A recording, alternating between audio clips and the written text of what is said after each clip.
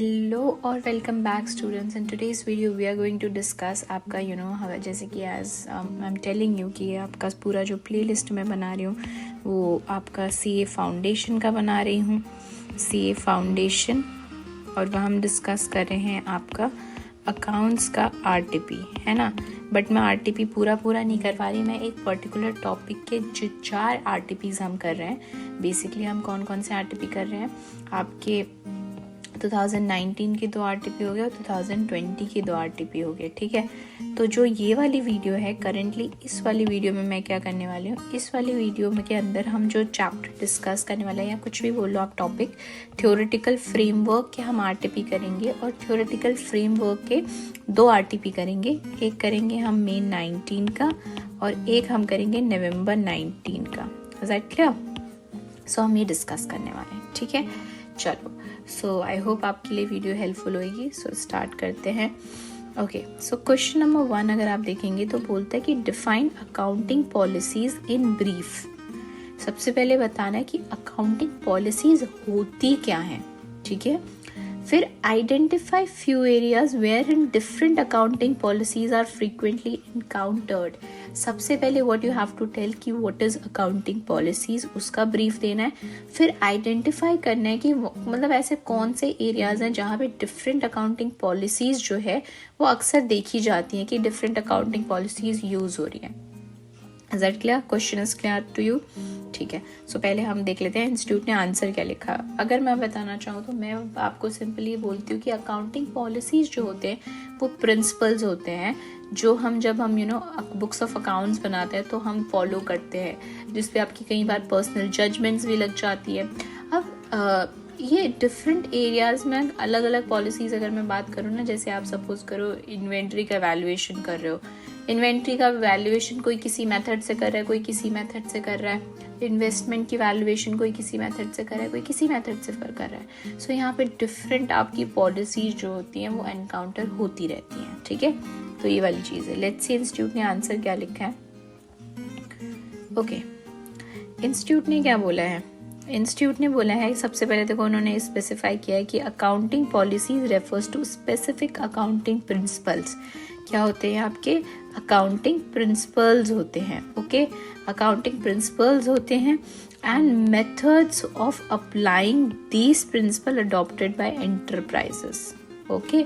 तो बेसिकली आपका accounting principle जो होते हैं, अकाउंटिंग आपकी जो पॉलिसीज होती हैं, अकाउंटिंग पॉलिसीज बेसिकली क्या होते हैं, अकाउंटिंग प्रिंसिपल्स होते हैं और मेथड्स होते हैं अप्लाइंग दीज प्रिंसिपल्स। मेथड्स जैसे कि आपका इन्वेंट्री वैल्यूएशन के मेथड्स हो गए, ठीक है। इन the preparation and presentation of financial statements, जो आप फाइनेंशियल स्टेटमेंट बनाते हो उनकी प्रिपरेशन एंड प्रेजेंटेशन के लिए हम जो मेथड्स यूज करते हैं वो होता है अकाउंटिंग पॉलिसीज। तो अगर मैं हाईलाइटेड पॉइंट बोलूँ तो अकाउंटिंग पॉलिसीज क्या होते हैं, अकाउंटिंग प्रिंसिपल्स होते हैं and methods of applying these principle होते हैं in the preparation and presentation of financial statements, ठीक है। Policies are based on various accounting concept. जो आपके पॉलिसीज होते हैं वो डिफरेंट अकाउंटिंग कॉन्सेप्ट्स होते हैं। कौन कौन से कॉन्सेप्ट्स हो गए आपके, कॉन्सेप्ट्स बताओ कौन से होते हैं। मनी मेजरमेंट कॉन्सेप्ट हो गया आपका, आपके गोइंग कंसर्न हो गया, और आपका काफ़ी सारे जो कॉन्सेप्ट्स होते हैं वो सारी चीज़ें होगी। तो बेसिकली किस पे होते हैं अकाउंटिंग पॉलिसीज, किस पे बेस्ड होती हैं, आपकी बेस्ड होती हैं कॉन्सेप्ट्स पे, अकाउंटिंग कॉन्सेप्ट से। And there is no single list of accounting policies की कोई एक सिंगल लिस्ट नहीं है which are applicable to all enterprises in all circumstances. मतलब ऐसा नहीं कि एक सिंगल लिस्ट है आपको दे दी गई है जो एप्लीकेबल होगी एंटरप्राइजेस को सारी सिचुएशन में, ऐसा नहीं है, ठीक है। डाइवर्सिफाई होती है, डाइवर्स करती है एंड ऑपरेट आपकी जो एंटिटीज होती हैं वो डाइवर्स एंड कॉम्प्लेक्स एनवायरनमेंट में। तो सिचुएशन होती है आपकी, डिफरेंट सिचुएशन है तो उस सिचुएशन में आपकी डिफरेंट अकाउंटिंग पॉलिसीज लगेंगी।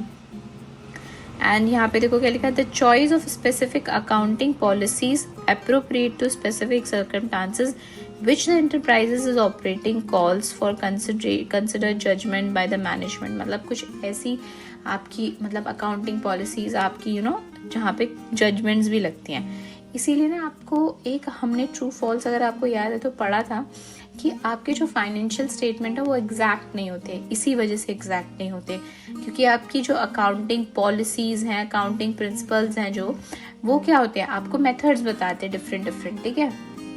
आप में डिफरेंट मेथड्स भी लगाते हो, आपकी पर्सनल जजमेंट्स भी लगती है, जिसकी वजह से एग्जैक्ट नहीं होते हैं।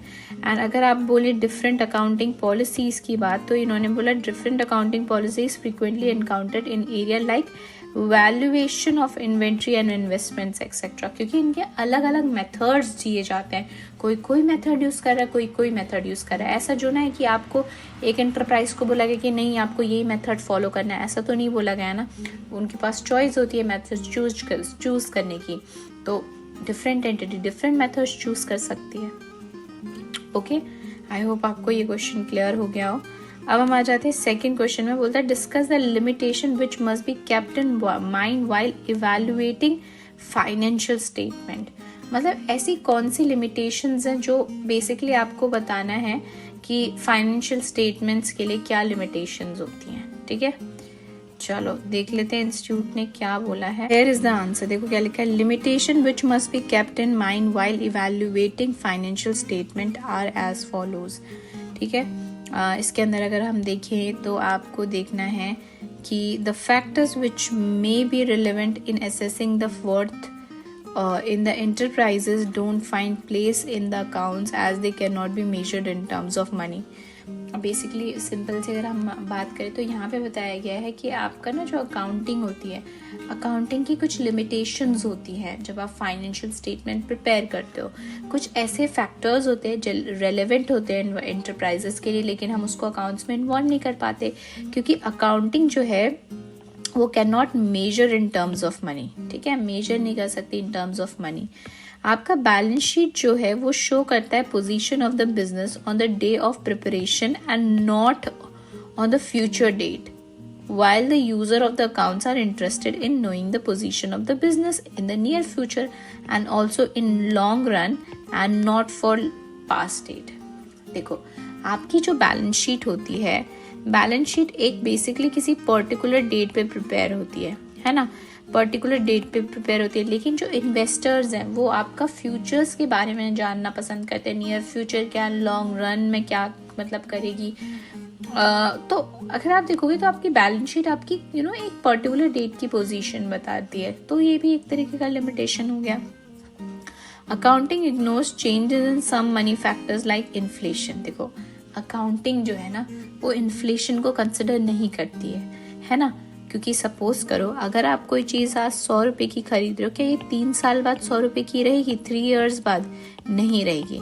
तो ये जो चेंज होता है ना, ये मतलब आप सपोज करो इन्वेस्ट कर रहे हो तो इन्वेस्ट की रिटर्न्स जो आपको जो आती हैं फर्स्ट ईयर में सपोज करो 100 रुपये मिले, 200 रुपये मिले, 300 रुपये मिले, तो इस तरीके से ये चीज़ें जो हैं ईयर्स की जो डिफरेंसेस होते हैं, ईयर्स के इन्फ्लेशन होते हैं, उसको कंसिडर नहीं करती। या आप इन्फ्लेशन वगैरह को कंसिडर करना FM वगैरह में सीखोगे एंड आप आई थिंक उसमें भी करते ही हो टाइम वैल्यू ऑफ मनी में, तो वो वाली चीज़ यहाँ पे कंसिडर नहीं की जाती है, इन्फ्लेशन वाली, ठीक है, इन्फ्लेशन को कंसिडर नहीं किया जाता है।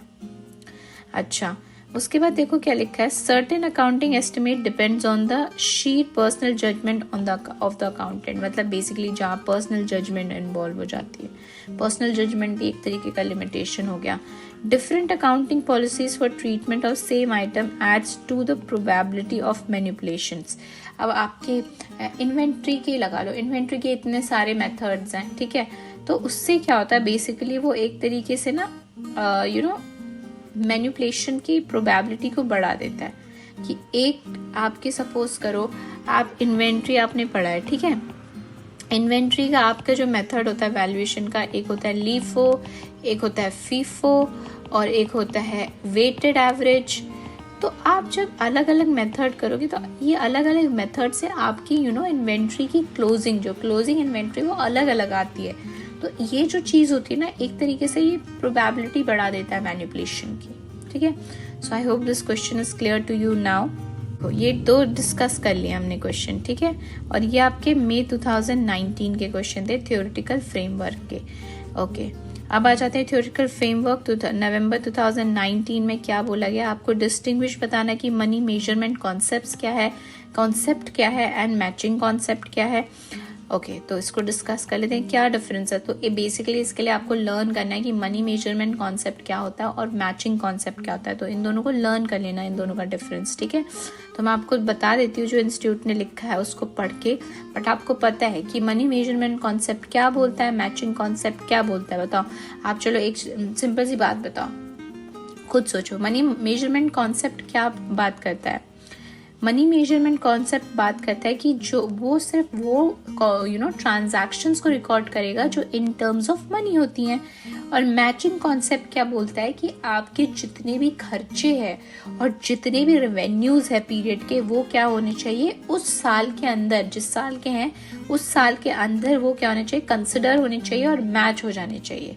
तभी उसको हम क्या बोलते हैं, मैचिंग कॉन्सेप्ट बोलते हैं। लेट्स सी इंस्टीट्यूट ने क्या आंसर लिखा है। इंस्टीट्यूट का आंसर है, लेट्स सी। ओके,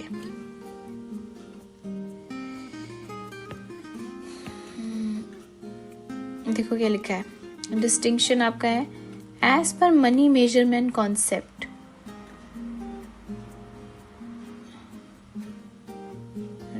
हाँ, as per money measurement concept only those transaction which can be measured in terms of money are recorded। Money measurement concept की वजह से ही ये है कि आप सिर्फ उन ट्रांजैक्शन को रिकॉर्ड कर सकते हो जो सिर्फ किसकी टर्म्स में हो, इन टर्म्स ऑफ आपके क्या हो, इन टर्म्स ऑफ आपकी यहाँ पे लिखा है measured in terms of money are recorded। Okay, अच्छा। Since money is the medium of exchange and standard economic value, this concept required that those transactions alone that are capable of being measured in terms of money should be recorded in the books of accounts। मतलब ये इस concept की वजह से वो ये कि जो ट्रांजैक्शन की कोई इकोनॉमिक वैल्यू है या पैसे की, मतलब जो पैसे की टर्म्स में है उसको ही रिकॉर्ड कर सकते हैं। Transaction and event that can not be expressed in terms of money are not recorded in the business books. ये वाला transaction and event can not be expressed in term of money not recorded in the business of books। Okay, चलो money measurement concept क्या बोलता है। Money measurement concept बोलता है, sorry money measurement कह रही हूँ, मैचिंग कॉन्सेप्ट बोलता है। मैचिंग कॉन्सेप्ट बोलता है all expenses match with the revenue of that period should only taken into consideration.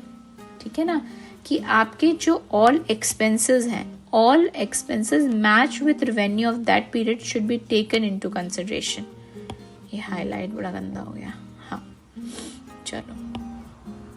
In the financial statement of organization, if revenue is recognized, then expense related to earn that revenue should also be recognized। ठीक है ना, कि अगर आपका revenue recognise हुआ है तो उससे रिलेटेड जो खर्चा है वो भी रिकॉग्नाइज होना चाहिए।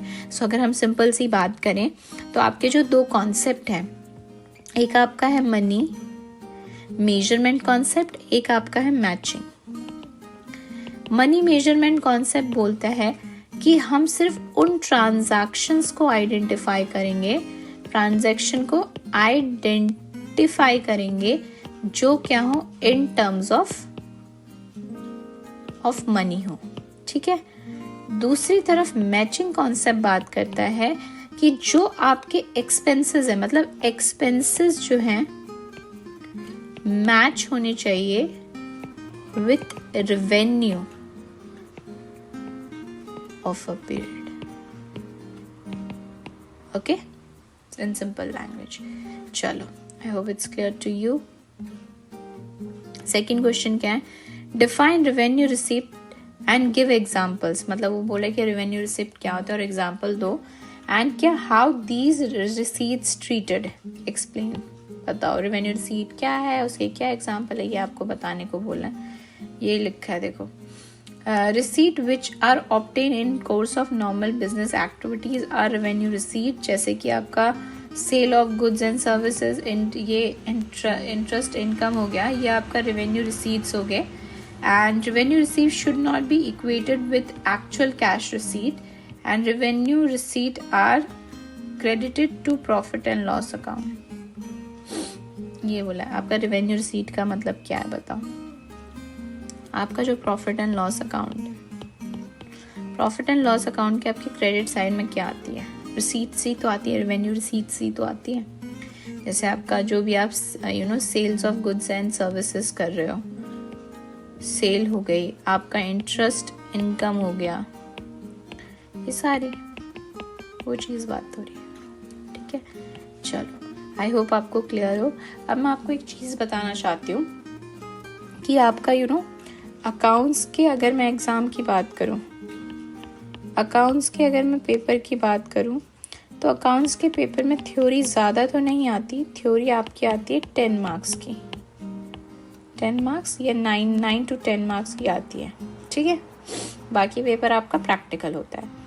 अब 9 to 10 मार्क्स में क्या होता है, अगर आप देखोगे तो जो 4 मार्क्स होते हैं ना आपके, ये 4 मार्क्स हमेशा आपका क्वेश्चन नंबर 1 में आता है, जो कि आपका कंपलसरी होता है.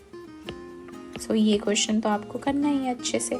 बाकी आपका 5 मार्क्स का जो क्वेश्चन होता है, 5 मार्क्स का, ये आपका जो रिमेनिंग क्वेश्चन होता है उसके साथ आता है. तो सपोज करो अगर वो रिमेनिंग क्वेश्चन है जो आप अटेम्प्ट कर रहे हो, आपको 2 प्रैक्टिकल आते हैं, एक थ्योरेटिकल है, एक प्रैक्टिकल एक थ्योरेटिकल है, आपको प्रैक्टिकल भी आता है, और अगर आपको थ्योरेटिकल नहीं आता तो फिर आपको वो क्वेश्चन छोड़ना पड़ सकता है. तो इसीलिए थ्योरी के कुछ लिमिटेड क्वेश्चंस हैं जो हम करेंगे, जिसको मैं बोलूँगी कि इम्पॉर्टेंट आप वो लर्न कर लेना. ठीक है, अगर मैं बात करूँ यहाँ पे इस वाले में, थ्योरी में जो आने के मुझे चांसेस किसी के लगते हैं, तो मैं बता दूँ,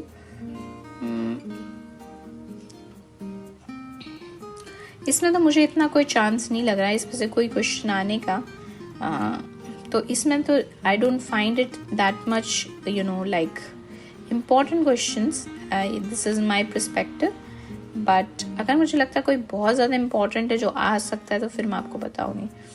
accounting policies and this discuss the limitation, नहीं ये नहीं आ सकता. ये वाला आने के चांसेस लग सकते हैं, बट आपको पढ़ना तो सारे ही है. ठीक है, जो उसको मैं इम्पोर्टेंट बोलूँ उसको थोड़ा ज़्यादा अच्छे से रीड कर लेना. अदरवाइज रीडिंग तो आपको सबकी करनी है, ताकि आप कुछ तो ना कुछ तो लिख सको. ठीक है, okay guys, so this is about this video. Next video में जो मैं इसकी नेक्स्ट वीडियो आएगी वो थ्योरेटिकल फ्रेमवर्क के आपके 2020 के मई और नवंबर के क्वेश्चंस कर लेंगे. ठीक है, till then bye bye and take care of yourself. Subscribe to my channel, सारी डिटेल्स आपको दे दूंगी, सब्सक्राइब कर लेना अगर आपको मेरी वीडियोस पसंद आती है तो. ठीक है, तब तक की बाय एंड टेक केयर.